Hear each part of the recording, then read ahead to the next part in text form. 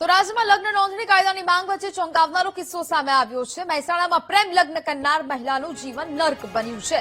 પ્રેમ લગ્ન કરનાર મહિલાને પતિ અને સાસરિયાએ તરછોડી મહિલાને દીકરી સાથે સાસરિયાએ ઘર બહાર કાઢી મૂકી છે। પતિએ તરછોડતા મહિલા દીકરી સાથે મંદિરમાં રહેવા માટે મજબૂર બની છે। ઘરવિહોણી મહિલાને અને દીકરીને ખાવાના પણ ફાંફા છે।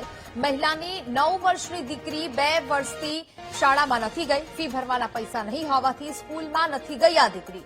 બીમાર મહિલાને સારવાર માટે પણ વલખા મારવા પડી રહ્યા છે। નિરાધાર મહિલાની મદદે એસપીજીની ટીમ આવી હતી। અમારા સાસુ મારે ઘરે અમને હેરાન કરતા, અમારા જોડેથી ભાડું બી લેતા હતા। પછી એક સમય એવો આવ્યો કે લોકો એટલું ટોર્ચર કર્યું તો અમારા ઘર મકાન ખાલી કરીને અમારે બીજે જતું રહેવું પડ્યું ભાડાના મકાન, અને એમને બધું મકાન વેચી દઈને બધું એમના નાના દીકરાને લઈ દીધું અને અમને કોઈ ભાગ આપ્યો નહીં। પછી અમે દેગામમાં, અમે અમદાવાદ પહેલા, પછી દેગામ આવ્યા। દેગામમાં અમે ભાડાના મકાનમાં રહેતા હતા। ત્યાં અમે લગભગ 1.5 વર્ષ ત્યાં રહ્યા। તો ત્યાં અમારા હસબન્ડનું અફેર ચાલુ થઈ ગયેલું।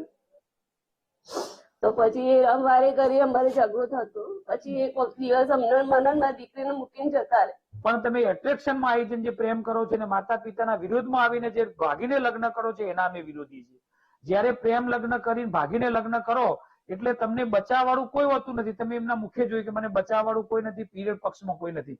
કારણ કે જયારે પ્રેમ લગ્ન કરો એટલે કોઈ ના હોય, પણ જો તમે એ જેના જોડે પ્રેમ કરતા હોય એની વાત જયારે તમે તમારા માતા પિતાને કે પરિવારની કરશો તો કાલ ઉઠીને તમને આવી તકલીફ પડશે તો એ પરિવાર સાથે મળશે, આજુબાજુ લોકોને ભેગા કરીને દબાણ લાવીને સારું કરવાનો પ્રયત્ન